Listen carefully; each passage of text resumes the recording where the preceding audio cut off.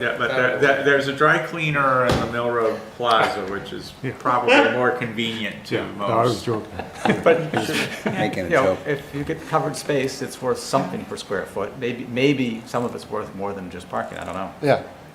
And the other anticipated use there long-term is the university's northern underpass, which is going to go under it. So however we build this, we'd have to build it so you could build a tunnel under it in the future and you wouldn't hurt the panels above. Sounds like we should look for another place. It's be a nice engineering feat for sure. Yeah. That was my question, is that, to what degree did you guys, look at other lots in town? I only gave them this one to look at. Okay. And did we start with this one because we were thinking, it probably had the best solar exposure? Or because it had the most space? Or because of maybe the attractiveness of being also this commuter spot? It was a little bit more straightforward than the landfill, Okay. the addressable area in the landfill, which is still kind of ambiguous based on my conversations. And, you know, the other reason I picked it was in talking to my wife, we're always complaining in the winter when we use the Amtrak to get down to the city that like you can come back and your car is like frozen in place. So it seemed like just a good idea to like see if it was useful because you know, we're not commuters by any means, but This was all in Matthias's effort to not have to clean off his car when Yeah. he comes back from his trip to Boston. yeah, I mean, you know, I'm just thinking like 5 years in the future so I don't have to like have a scraper in my car. But if you But no, it just seemed interesting. It seemed like something that would have a public benefit, Yeah. and also low key. Like you see the university parking lot right next to it. If proof of concept, maybe we can engender more cooperation with the university on an energy basis with a project like this. You know, it seemed like it could have some long-term synergies. And what I really like about a project like this is that the value of that land is never really going to exceed what it is right now. Right. And so if I put my resident hat on, we probably have property all over Durham that could take solar, and I bet a lot of it is really great conservation land. And so like that's sometimes the harder sell is like cutting down trees, clearing lot to put in a solar array. Maybe you will have that net benefit, but you have to do this thing first that's kind of aggravating to people. And you know, brownfield type sites are unlikely to be either commercial space or anyone to live there. So those two things I think are really awesome, but expensive. Right.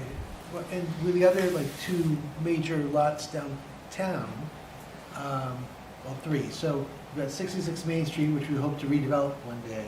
Yeah, that's And more then- valuable land. Right, the Pennybrook lots across Pennybrook Lane, which Right. maybe could be integrated in with that somehow. So that means in the next 5 to 10 years, maybe we do then indicates this, I think. And the other is the Bobcat Corner lot or Store 24 lot, you know, Robbie lot, whatever you call it. Sammy's lot. That lot's actually owned by UNH, so we need to acquire it first, you know, and that's actively used. The transfer station, it's a capped landfill. The challenge there is we would have to cut some trees on the edges, and it would be visible from scenic Durham Point Road. And I'm not sure what the topography is- ESA would be on the hopefully- downslope either. Yeah. So, Right. The lot on the north side of Petty Brook is not really developable because of proximity to the brook. You'd be within the wetland shorelands overlay district for most, if not all, of that parcel. Well, So the other thing, town doesn't have to abide by the, and Town the other, doesn't, but yeah. the other part of that was that I had the second most square footage of addressable area after the landfill. Yeah. Should we? So yeah, we probably do have to move on. Motion to move on. Can I get one quick question in about the lifespan? Are panels still, And I wanted to put in some next steps after that. Yeah, okay. go ahead. Are panels still 20, 25 years you lose about what, a percentage a year or less? About a half a Half percent. Half a percentage. About 0.3 to 0.5% Okay. is what is usually going to be in the warranty Mhm. piece of the panel, and what we see or expect from the panels right Mhm. now is really an operational expectancy exceeding 30 to 40 years. Okay. That's why we go out that long on our Mhm. cash flows. Right now, most warranties sit in the 25-year Mhm. scope. Okay, so the break even's 19 years, you said? Yeah, Okay, which will still be under warranty. yeah. So from here, I guess next steps maybe for us to maybe discuss downsizing, going to keeping a smaller canopy on the southern end, just see what happens when we cut out the shading, because that might be a leverage point on the Yeah. cost. And from there, like, we should probably,